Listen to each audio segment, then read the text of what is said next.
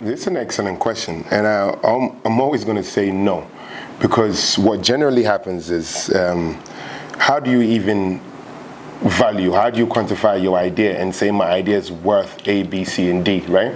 And I always say that that's always the problem. So what a startup needs to do is just build an MVP, build a prototype of the idea that you have.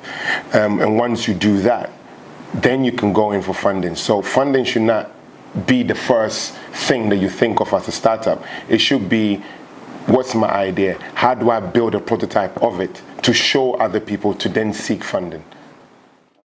It's a great question again, and I think you look at it two ways. So you could be the CTO, so you're the technical person, so you already have the skill set to then build the app.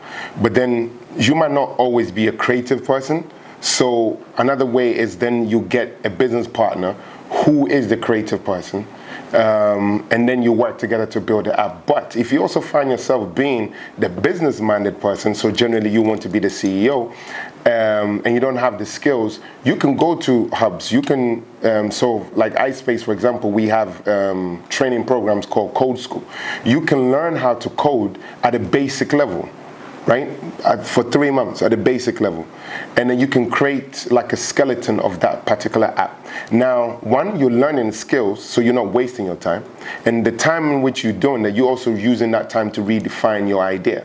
Or you can speak to them at iSpace, and then they will introduce you to somebody in their community that will probably like your idea and then will work with you. See, so the two options is either you learn to build yourself or you learn to partner up, and then be able to then, I would say, bring your idea into life.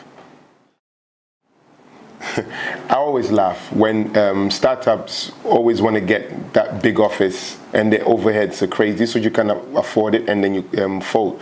You should never go in for that. What you should always look to work from co-working spaces. So again, there's places like iSpace that you can work from.